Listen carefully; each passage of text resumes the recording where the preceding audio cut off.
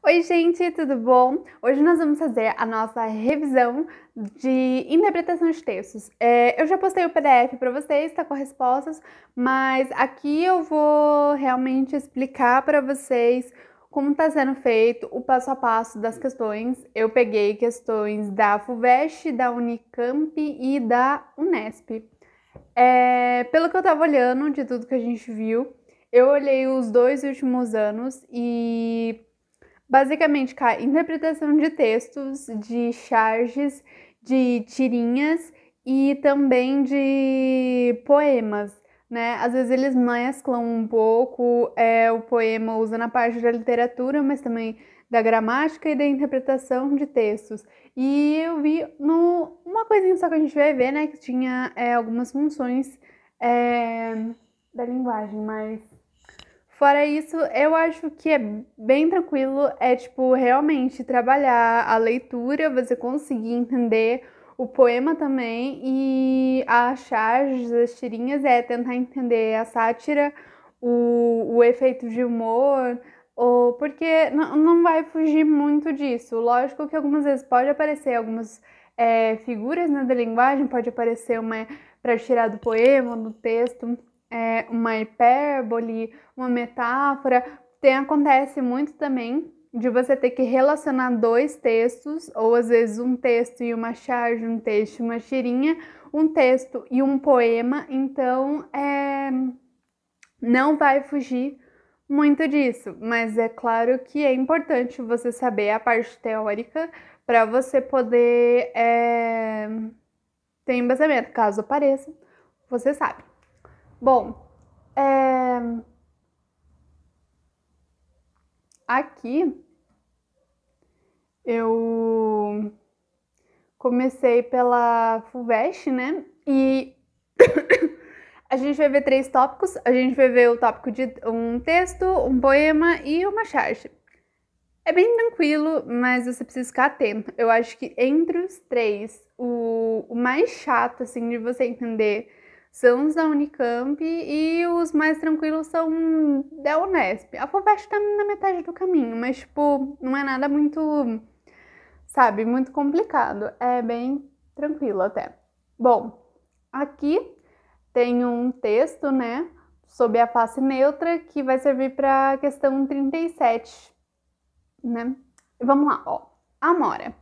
A palavra amora seria talvez menos doce e um pouco menos vermelha, se não trouxesse em seu corpo, como um velado esplendor, a memória da palavra amor. A palavra amargo seria talvez mais doce e um pouco menos acerba, se não trouxesse em seu corpo, como uma sombra a espreitar, a memória da palavra amar. Bom, e aí? O que a questão está pedindo? É correto afirmar que o poema... Vamos analisar as alternativas. Letra A. Aborda o tema da memória, considerada uma faculdade que torna o ser humano menos amargo e menos sombrio. Ele não fala de memória, não fala do ser humano ser menos amargo, não fala do ser humano, que só tá falando realmente da Amora, e ele fala da comparação, né? Que amora lembra a palavra amor e a palavra amargo lembra a palavra amar, né? O começo das frases da palavra. Letra B. Enfoca a hesitação do eu lírico diante das palavras, o que vem expressado pela repetição da palavra talvez. Bom, o eu lírico, ele em momento nenhum ele parece, tipo, tá hesitante, alguma coisa assim. E a palavra talvez, você tem, tipo, uma na primeira estrofe e a outra na segunda estrofe, sabe? Não é uma coisa muito repetida, tipo, não tem nada a ver. Letra C. Apresenta a natureza romântica, sendo a palavra amora e amargo metáforas do sentimento amoroso. Bom, metáfora, tá vendo como é importante você saber a teoria, você sabe que é quando você faz uma comparação sem a utilização das palavras como, sabe? E aqui ele não faz uma comparação, não é uma metáfora aqui, ele não compara a palavra amora, a palavra amor, nem a palavra amargo, a palavra amar. Ele simplesmente fala que uma palavra lembra a outra palavra, ele não faz uma comparação com elas. E ali, letra D, possui uma reiteração sonora que resulta em uma tensão inusitada entre os termos amor e amar. Bom, realmente, na parte sonora, as duas palavras, elas se lembram, porque amora lembra o amor, porque tem um comecinho ali. Se você tira o A, fica amor. É da mesma forma que o amargo, se você tira o go, fica amar. Então, pode ser a D, mas vamos ver a E. Ressalta os significados da palavra, tal como se verificam no seu uso mais corrente. Não ressalta, ele, tipo, só...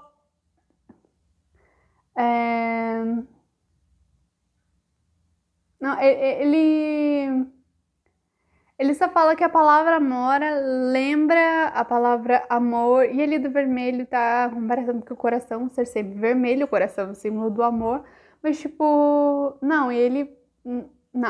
Não é a letra E, gente.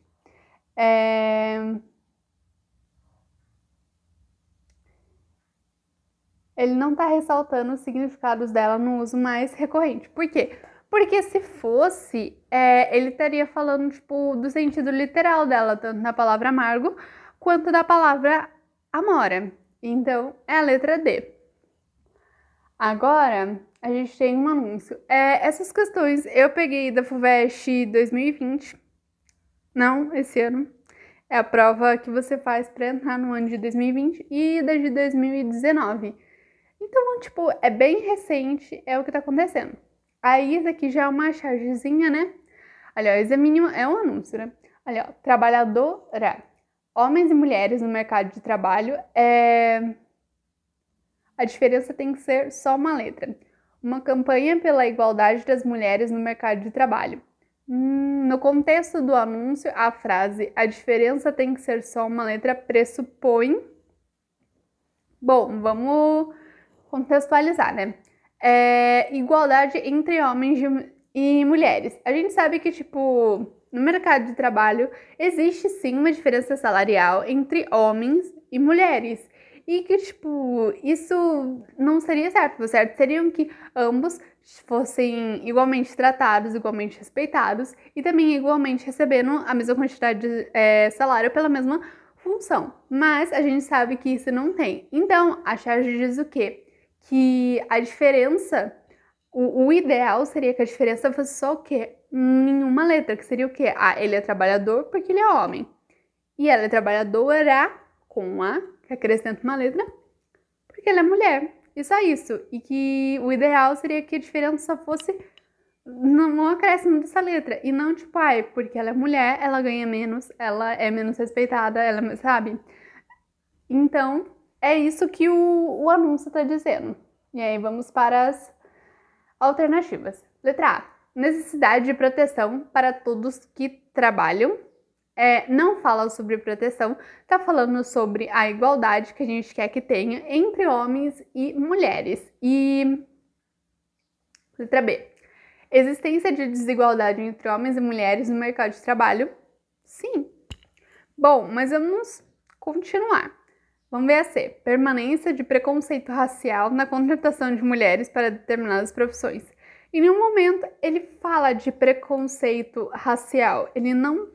A campanha não está falando sobre isso, está falando sobre a desigualdade entre homens e mulheres. Bom, letra D. A importância de campanhas dirigidas para a mulher trabalhadora. Não. Discriminação de gênero que se manifesta na própria linguagem. Não tem. Existe uma discriminação, sim, porque existe uma desigualdade entre homens e mulheres no mercado de trabalho, mas não tem. Isso não está explícito na linguagem. Pelo contrário, a linguagem ali, pelo menos no anúncio, é o que... É o contrário, na verdade. A gente quer que a diferença seja só o quê? Na linguagem, no ter o trabalhador e o trabalhadora. A diferença entre eles ser só o A. Mas aqui ele está dizendo que a discriminação se dá na linguagem, mas não é isso que acontece. Se dá na diferença salarial, na diferença de respeito, de às vezes acharem que você, só porque é mulher, você não pode fazer determinado tipo de serviço, ou você não aguenta, você não é apta, entendeu? Mas, então, a gente fica com a letra B. Bom, agora nós temos um texto aqui, Antônio Engel, o Anjo Redentor, e aí pede de acordo com o texto. É sempre assim, tem um texto lá, de acordo com o texto, de acordo com o poema, de acordo com o anúncio. Você vai ter que ler o texto para poder fazer uma interpretação. Não foge disso, não foge. É um texto, é um poema, é uma charge, é uma tirinha, e é sempre isso. E, em geral, ou ele vai pedir o que? Ele pede. Eles usam, às vezes, um só para várias coisas. Tipo, nesse texto, ele pede uma questão de gramática, ele pede uma questão de literatura e uma questão de interpretação. Ou às vezes ele pede tudo, às vezes uma de cada, às vezes duas de cada, varia. Bom, vamos lá. A gente sabe que a gente quer saber qual o significado de mito político segundo o texto. Bom, mito na acepção aqui empregada não significa mentira, falsidade ou mistificação. Toma de empréstimo a formulação de Hans Bluminger no mito político como um processo contínuo de trabalho de uma narrativa que responde a uma necessidade prática de uma sociedade em determinado período. Narrativa simbólica o mito político coloca em suspenso o problema da verdade. Seu discurso não pretende ter validade factual, mas também não pode ser percebido como mentira. Do contrário, não seria mito. O mito político confere um sentido às circunstâncias que envolvem os indivíduos, ao fazê-los ver a sua condição presente como parte de uma história em curso. Ajuda a compreender e suportar o mundo em que vivem. De acordo com o texto, o mito político, letra A, prejudica o entendimento do mundo real? Não. Ele aqui fala que o mito político confere um sentido às circunstâncias que envolvem um indivíduo, ao fazê-los ver a sua condição presente como parte da história. Então, ele não está prejudicando, ele está fazendo ver a sua condição, a condição que você tem hoje, atualmente, ela existe, ela é real e ela é parte do curso da história. Letra B, necessita da abstração do tempo. Não tem nada a ver com o tempo, você não precisa, você só precisa estar num contexto. Em nenhum momento o texto fala sobre isso, então não seria a letra B. Depende da verificação da verdade? Não. Aqui no começo ele fala narrativa simbólica que é o mito político, coloca suspense.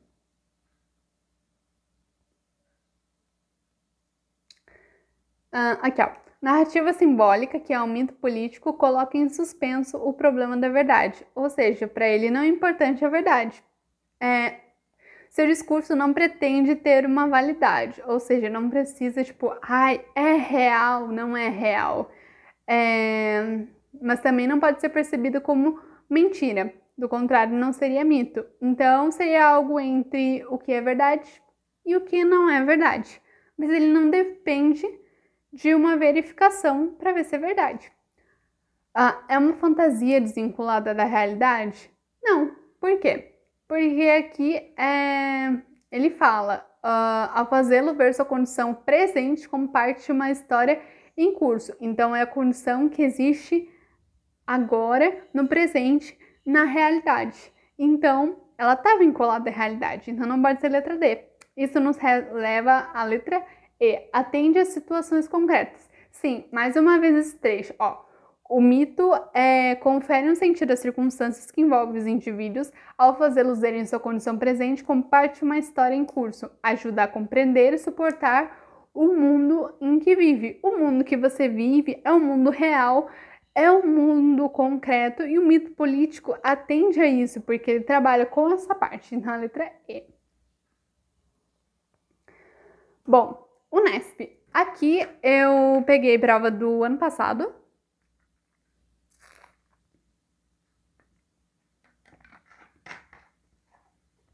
Não tinha muita coisa de... Na verdade tinha, só que de textos eu não coloquei, porque o texto era muito grande. E se ficar muito grande, eu vou ter que ler o texto grande, e como a gente tá online, fica cansativo vocês ouvirem me falando, entendeu? Então, Isso daí já é mais interessante quando vocês fizerem, pegarem a prova, se quiserem pegar a prova para fazer o exercício nessa parte de interpretação, super recomendo.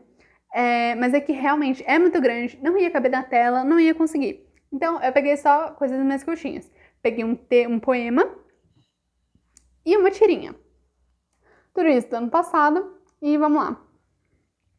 Aqui tem uma tirinha. Essa tirinha foi usada para 2 questões, só que eu só peguei uma questão. Então ela fala assim: vamos indo, ainda vou trabalhar a noite inteira no Iraque, meu rapaz. É cedo pra mim, me adianta essa, vai? Ah, estou morrendo de pena. Posso lhe dar um emprego bem melhor. O importante é trabalhar com o que a gente gosta. Aqui é uma morte, é a morte, né, que tá vindo buscar alguém que tá no hospital.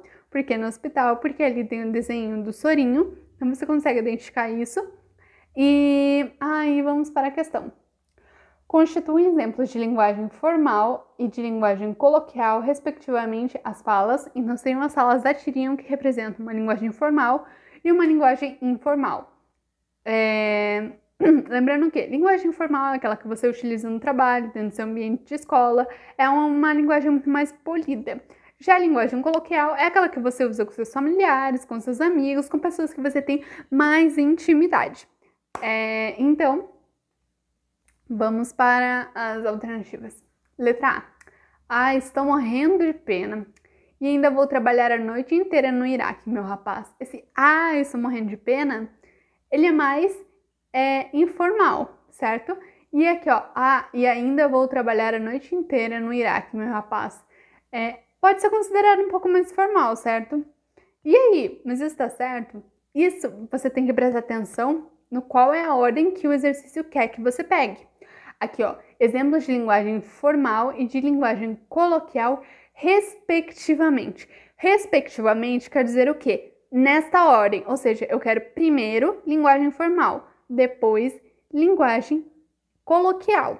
Se você pega linguagem coloquial e depois linguagem formal, tá errado. Ah, mas sabe, tem os dois que ele quer, tá? Mas não tá na ordem que ele quer. Então você tem que prestar atenção quando ele falar respectivamente. Respectivamente quer dizer o quê? Nessa ordem que ele colocou quando ele fez a pergunta. Então nós queremos o quê primeiro? Primeiro linguagem formal, depois informal. Esse começou com a linguagem informal, coloquial. Então tá errado. Letra B. Me adianta essa, vai. É cedo pra mim. Me adianta essa é linguagem coloquial. Então já tá errado. Por quê? Porque não começa com o que a gente quer. Ó, o importante é trabalhar com o que a gente gosta. E posso lhe dar um emprego bem melhor. O que é importante é trabalhar com o que a gente. A gente é linguagem coloquial. É o que a gente fala no dia a dia. Então isso se isso é coloquial e a gente quer que comece com formal, tá errado. É cedo pra mim. Posso lhe dar um emprego bem melhor. Esse é cedo para mim, não, esse cedo não está sendo usado no sentido denotativo, de tipo cedo, de manhã, alguma coisa assim. Tá um pouco mais informal, tipo, eu sou muito novo para morrer, tá querendo dizer uma coisa assim, sabe? É muito cedo para mim. Então isso também é um pouco mais coloquial e não é o que a gente quer. Mas ó, posso lhe dar um emprego bem melhor. Me adianta essa, vai. Posso lhe dar. Ali você vê que foi construído gramaticalmente, tudo bonitinho, certinho. Tá uma coisa muito mais formal. Então, e aí depois ele fala, me adianta essa, vai. A segunda é coloquial, mas a primeira é formal. Formal e depois coloquial. Isso é o que o exercício quer. Então, a letra E. Bom, agora a gente tem um soneto, Cláudio Manuel da Costa. Esse daqui, ele, se não me engano, ele cobrou algumas coisas de literatura também, Cláudio Manuel da Costa. Eu não lembro que período literário é. Acho que é classicismo. Mas isso também é importante, porque não é isso que a gente vai ver. Uma coisa que pode ajudar também, mas aí vai de cada um. Às vezes, por exemplo, quando o texto é muito longo, ou o poema é muito longo, leia primeiro a questão, porque daí quando você vai pro texto ou pro poema, você já sabe exatamente o que ele quer, entendeu? Você já vai mais objetivo. Bom, ali ó. Onde estou? Este sítio desconheço. Quem fez tão diferente aquele prado? Tudo outra natureza tem tomado, e em contemplá-lo tímido esmoreço. Uma fonte que ouve, eu não me esqueço, de estar ela ali um dia reclinado. Ali em vale o monte está mudado. Quanto pode dos anos o progresso? Árvores aqui vi tão florescentes, que faziam perpétua a primavera. Nem troncos vejo agora decadentes. Eu me engano, a região esta não era, mas que venha a estranhar, se estão presentes meus males com que tudo degenera. E aí a gente vai para a questão. Bom, o eu lírico recorre ao recurso expressivo conhecido como hipérbole no verso.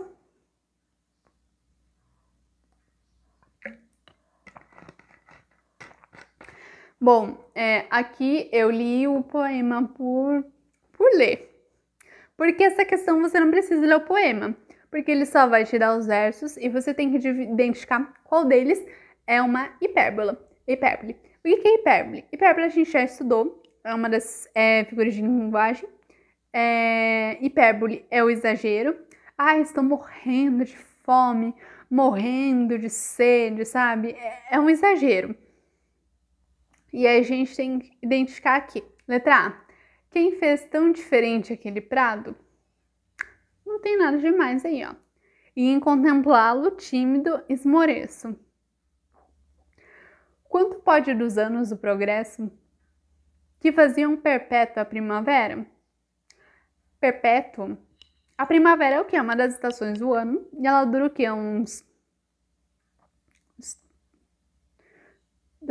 3 meses, mais ou menos. Mas perpétuo, prisão perpétua seria algo para sempre, um tempo muito, muito longo, que faziam a primavera ser enorme.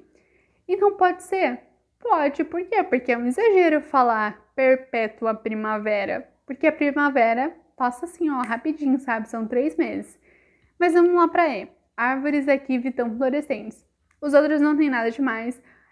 Por isso que é importante você... Porque, assim, a maioria das coisas que eu vi são o quê? São textos, são charges, são poemas.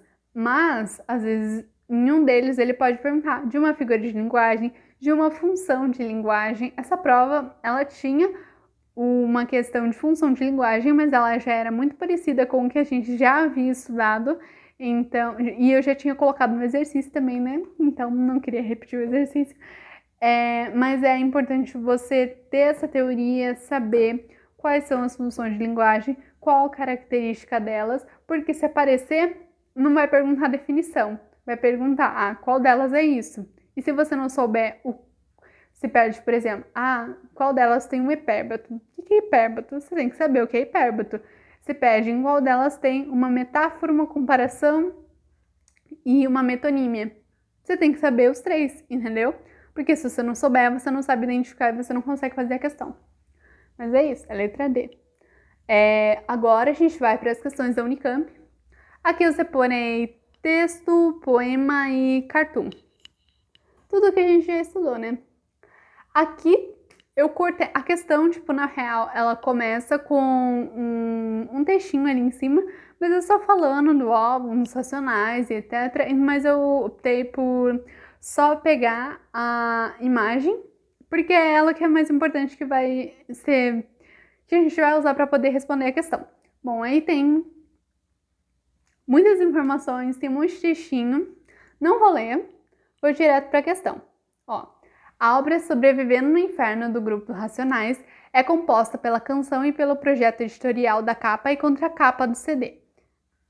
Neste projeto editorial, encontram-se elementos visuais e verbais que estabelecem um jogo de formas e sentidos. Com base na afirmação de Antônio Cândido, é correto afirmar que a organização desses elementos... Quais são os elementos? Vamos olhar os elementos. Então, nós temos que prestar atenção no que ele está querendo.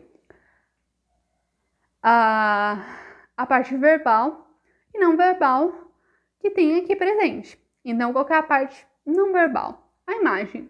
Você tem uma cruz, pode lembrar religião, pode lembrar, né, catolicismo, algo tipo a cruz, salvação, não sei. E ali embaixo você tem uma arma e pode significar violência, medo, morte. E aí você tem versículos da Bíblia, né? Salmos, aqui ó. Gente, eu não tô conseguindo. Refrigere minha alma e guia-me pelo caminho da justiça. E de sobreviver no inferno. Então talvez seja um ambiente com muita violência, por isso a arma e a sobrevivência seja por meio da religião, talvez. Mas é um álbum de música, não esqueça. Ó, e mesmo que eu não consigo ler isso aqui, peraí. Deixa eu aumentar. E mesmo que eu ande no vale da sombra e da morte, não temerei mal algum, porque tu está comigo. Bom, temos o antagonismo, né? Temos a paz, pode ser simbolizada pelos versículos, pela cruz. E você pode ter um antagonismo aí com a arma, por exemplo, porque significa violência, então são contrastes aí. Mas vamos explorar isso, vamos olhar.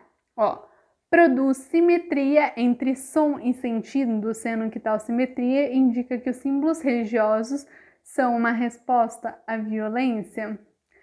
Não tem uma simetria entre som e sentido. E os símbolos religiosos não seria uma resposta à violência. Acho que aí nesse caso, como ele põe nos versículos, sobrevivendo, tipo, seria mais uma maneira como ele utiliza isso para sobreviver à realidade que ele tem. Então não seria a letra A. Letra B. Desculpa, gente. Configura um sistema de oposições, uma vez que as imagens e palavras estabelecem tensões materiais e espirituais constituídas no sentido das canções. Existe uma oposição? Existe uma oposição. Oposição, como eu falei para vocês, porque uma coisa representa a paz, né? Uma seguridade, a religião, e o outro seria o fato da violência, que é ilustrado pela figura da arma. E quando ele fala sobrevivendo ao inferno, o inferno pode ser a violência que ele vive, que os cantores vivem. Uma vez que as imagens e palavras estabelecem tensões materiais e espirituais. Sim, que você relaciona ali, tipo, a cruz com os versículos, assim como aquele sobrevivendo ao inferno e a arma. Então pode ser a B. Mas vamos ver as outras. C. Configura uma sintaxe poética de ordem espiritual. Essa sintaxe espelha o caos e as injustiças vividos na periferia das grandes cidades.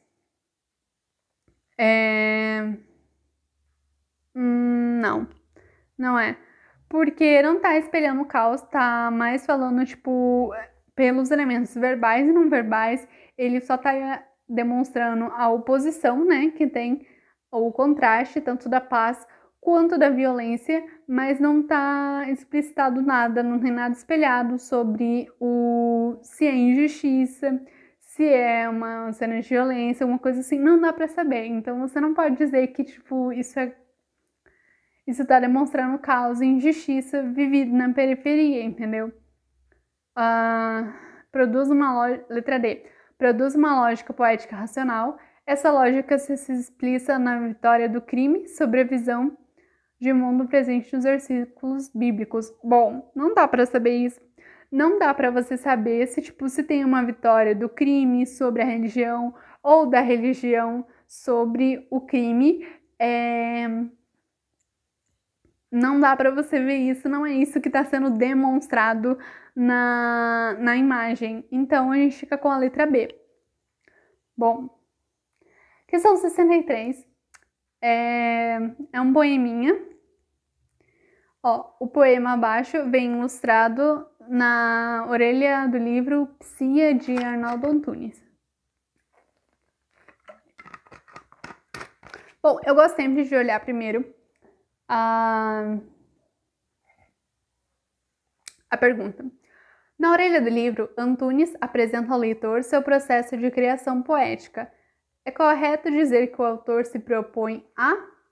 Então a gente tem que saber qual que é o objetivo do autor com poema. Então vamos voltar pro poema.